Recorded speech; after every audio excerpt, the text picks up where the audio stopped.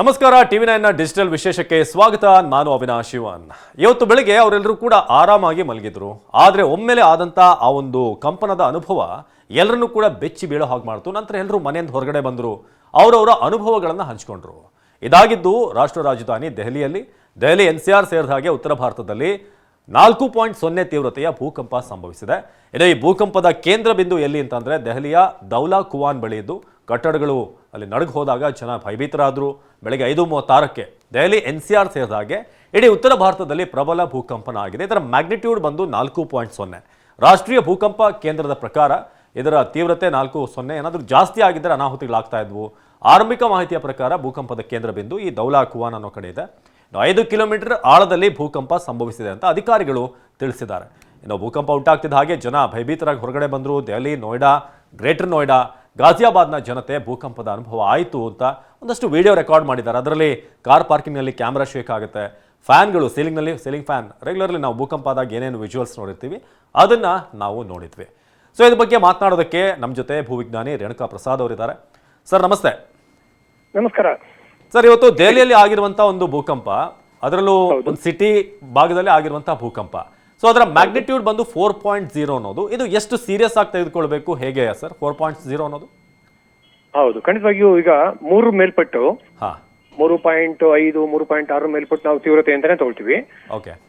ಜನಗಳಿಗೆ ಆಗೋ ಆಘಾತ ಮತ್ತು ತೊಂದರೆಗಳ ಲೆಕ್ಕಾಚಾರ ಪ್ರಕಾರ ನಿಜ. ಹಾಗೇನೆ ಇದು ನೀವಾಗ್ಲೇ ಹೇಳ್ತಾ ಒಂದ್ ಮಾತು ಹೇಳಿರಿ, ಮಲಗಿದ್ರು ಬೆಳಿಗ್ಗೆ, ಆಗ ಈ ರೀತಿ ಕಂಪನ ಆಯ್ತು, ಜನ ಎಲ್ಲ ಈಚೆ ಬಂದ್ರು ಅಂತ.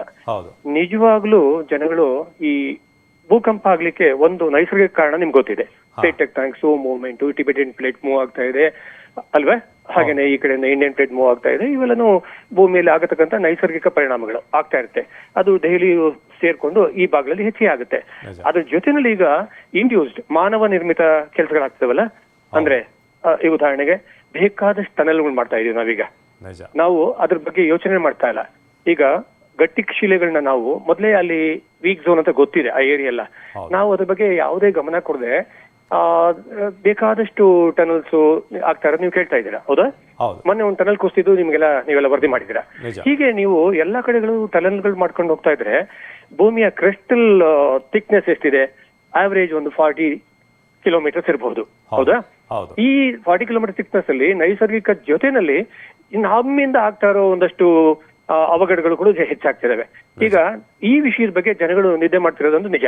ಈಗ ನಿದ್ದೆ ಮಾಡ್ತಿರೋ ಎದ್ದು ಬಂದ್ರಲ್ಲ, ಆಮೇಲೆ ನಿದ್ದೆನೆ ಮಾಡೋ ಕಾಲ ಅಷ್ಟು ತೊಂದರೆ ಆಗಬಹುದು. ಯಾಕೆಂದ್ರೆ ಯಾರು ಅದ್ರ ಬಗ್ಗೆ ಗಮನ ಕೊಡ್ತಾ ಇಲ್ಲ. ವಿಜ್ಞಾನಿಗಳು ಹೇಳಿಕೆ ಕೊಟ್ರು ಅದಕ್ಕೆ ಅಷ್ಟೊಂದು ಮಹತ್ವ ಸಿಗ್ತಾ ಇಲ್ಲ.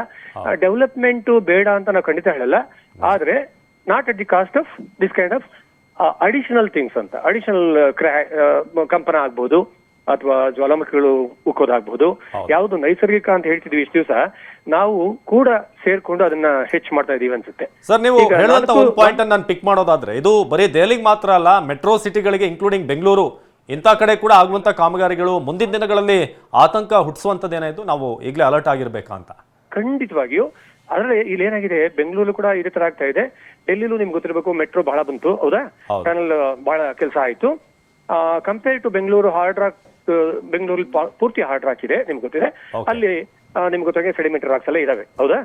ಆದ್ರೆ ಅದ್ರ ಜೊತೆನಲ್ಲೇನೆ ಯಾವುದೇ ರಾಕ್ ಆಗ್ಲಿ ಮೊದಲೇ ಮೆತ್ತನೆಯ ಶಿಲೆಗಳು, ಅದನ್ನ ನಾವು ಡಿಸ್ಟರ್ಬ್ ಮಾಡ್ತಾ ಹೋದ್ರೆ ನಾವೆಷ್ಟೇ ಎಂಜಿನಿಯರಿಂಗ್ ಟೆಕ್ನಿಕ್ಸ್ ನ ಯೂಸ್ ಮಾಡ್ತೀವಿ ಅಂದ್ರೂ ಕುಸಿಬಾರ್ದು ಅಂತ ಹೇಳಿದ್ರು ಕೂಡ ಅದು ಒಂದು ಲಿಮಿಟ್ ಮೀರಿದ ಮೇಲೆ ಈ ತರ ಕಂಪನಕ್ಕೊಳಗಾದಾಗ ಏನ್ ಬೇಕಾದ್ರೂ ಆಗ್ಬೋದು, ಹೌದಾ?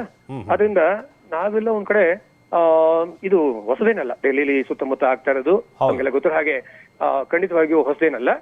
ತೀವ್ರತೆ ಕೂಡ ಸ್ವಲ್ಪ ಹೆಚ್ಚಾಗಿದೆ, ಇನ್ನೂ ಹೆಚ್ಚಾಗ್ತಾನೂ ಹೋಗಬಹುದು, ಇಲ್ಲ ಅಂತ ಹೇಳಲ್ಲ. ಆದ್ರೆ ಅದಕ್ಕೆ ನಾವು ಏನ್ ಮಾಡ್ಬೇಕು, ಅದನ್ನ ಈಗ ಕನ್ಸ್ಟ್ರಕ್ಷನ್ ಫೀಲ್ಡ್ ಅಲ್ಲಿ ನಾವೇನ್ ಮಾಡ್ಕೋಬೇಕು, ಏನೋ ಮಾಡ್ತಾ ಇದೀವಿ ಅಂತ ಜಿಯೋ ಟೆಕ್ನಿಕಲ್ ಸ್ಟಡೀಸ್ ಅಂತೆಲ್ಲ ಮಾಡ್ತಿದ್ದಾರೆ, ಇಲ್ಲ ಅಂತಲ್ಲ. ಆದ್ರೆ ಅದನ್ನ ಅವಾಯ್ಡ್ ಮಾಡೋ ಸ್ಥಿತಿ ಇದ್ರೆ ಮಾಡ್ಕೊಳ್ಳೋದು ಒಳ್ಳೇದು. ಏನೋ ಮಾಡಿ ಈಗ ವಿಧಿನೇ ಇಲ್ಲ, ನಾವು ಕಟ್ಕೊಳ್ಳೇಬೇಕು ಅಂದಾಗ ನಾವು ಅದಕ್ಕೆ ಏನೋ ಒಂದಷ್ಟು ವ್ಯವಸ್ಥೆ ಮಾಡೋಣ. ಈಗ ಅದಿಲ್ಲದೆ ನಾವು ಮಾಡ್ಬೋದು ಅಂದ್ರೆ ನಾವು ಈ ಸಿಕ್ಕಾಪಟ್ಟೆ ಹೈವೇಸ್ ಎಕ್ಸ್ಟೆನ್ಷನ್ ಆಗ್ತಾರೆ, ನೀವು ನೋಡ್ತಾ ಇದ್ದೀರಾ. ಹಾಗೇನೆ ವಿಡ್ತ್ ತುಂಬಾ 10 ದಾರಿ ಆಯ್ತು, 12 ದಾರಿ ಆಯ್ತು, 14, 16 ದಾರಿ ಆಯ್ತು ಈಗಲ್ವಾ? ಹೀಗೆ ನಾವು ಅದನ್ನ ಮದರ್ ಹತ್ತು ಕ್ರಸ್ಟ್ ನ ನಾವು ಖಂಡಿತವಾಗಿಯೂ ಡಿಸ್ಟರ್ಬ್ ಮಾಡ್ತಾ ಇದೀವಿ. ಇದು ಈಗಾಗಲೇ ಡಿಸ್ಟರ್ಬ್ ಆಗಿರೋ ಏರಿಯಾ ಆಗಿದ್ರೆ ಇನ್ನಷ್ಟು ಹೆಚ್ಚಾಗುತ್ತೆ ಡಿಸ್ಟರ್ಬೆನ್ಸ್. ನಿಜ. ಹೀಗಾಗಿ ಖಂಡಿತವಾಗಿಯೂ 4 ಅಂತ ಹೇಳಿ 4 ಚಿಲ್ಲರೆ ಏನಾಗ್ತಾ ಇದೆಯಲ್ಲ ಈಗ ಇದು ನಮ್ಗೆ ಈಗಲಾರು ಒಂದ್ ಸ್ವಲ್ಪ ನಿದ್ದೆ ಮಾಡೋನ್ ಬಿಟ್ಟು ಅದ್ರ ಬಗ್ಗೆ ಜನಗಳು ಪಬ್ಲಿಕ್ ನಮ್ಗಾಗಿರೋ ಫೆಸಿಲಿಟಿ ಈಗ ಸಾಕು, ನಾವು ಯಾವ ರೀತಿಲಾರು ಬೇರೆ ರೀತಿಲಿ ಈ ಅವಘಡನ ತಪ್ಪಿಸ್ಕೊಳ್ಳಿಕ್ ನಾವು ಪ್ರಯತ್ನ ಪಡ್ತೀವಿ ಅಂತ ಅಂದ್ಕೊಂಡ್ರೆ ಒಂದಷ್ಟು ಕಡಿಮೆ ಆಗ್ಬೋದು. ಅದರ್ವೈಸ್ ಇದು ನ್ಯಾಚುರಲ್ ಆಗೋದು ಮಾತ್ರ ನಾವು ತಡೆಯಕ್ಕಾಗಲ್ಲ, ಹೌದಾ? ಹೌದು. ಆದ್ರಿಂದ ದಯವಿಟ್ಟು ಅದ್ರ ಬಗ್ಗೆ ಒಂದಷ್ಟು ಎಲ್ಲರೂ ಗಮನ ಹರಿಸಬೇಕು ಅಂತ ಅನ್ಸುತ್ತೆ. Thank you so much Renuka Prasad ಅವರೇ. ಇದ್ರ ಬಗ್ಗೆ ಮಾತಾಡೋದಕ್ಕೆ ಬಹಳ ಉಪಯುಕ್ತವಾದಂಥ ಮಾಹಿತಿ ಕೊಟ್ಟರು ರೇಣುಕಾ ಪ್ರಸಾದ್ ಅವರು. ನೈಸರ್ಗಿಕವಾಗಿ ನ್ಯಾಚುರಲಿ ಆಗುವಂಥ ಭೂಕಂಪ ಜೊತೆಗೆ ನಾವು ಮಾನವ ನಿರ್ಮಿತ ನಮ್ಮಿಂದ ಆಗ್ತಿರುವಂಥ ಲೋಪಗಳು ಅದರ ಬಗ್ಗೆ ನಾವು ಎಚ್ಚೆತ್ಕೊಳ್ಬೇಕು ಅಂತ. ಸೊ 2015ರಲ್ಲೂ ಕೂಡ ಇದೇ ರೀತಿಯಾದಂಥ ಭೂಕಂಪ ಆಗಿತ್ತು, 3.3ರಷ್ಟಿತ್ತು, ಈಗ 4 ಆಗಿದೆ. ಹೇಗೆ ಮುಂದುವರೆದರೆ ದೇಶದ ಎಲ್ಲ ಪ್ರಮುಖ ನಗರಗಳಿಗೆ ಇಂಥ ಭೂಕಂಪನದ ಅನುಭವ ಆಗ್ಬೋದು. ಜನ ಎಚ್ಚೆತ್ಕೊಳ್ಬೇಕು, ಜೊತೆಗೆ ನಮ್ಮ ಸರ್ಕಾರಗಳು ಎಚ್ಚೆತ್ಕೊಳ್ಬೇಕಾಗುತ್ತೆ. ನಿರಂತರ ಸುದ್ದಿಗಾಗಿ ನೋಡ್ತಾ ಇರಿ TV9.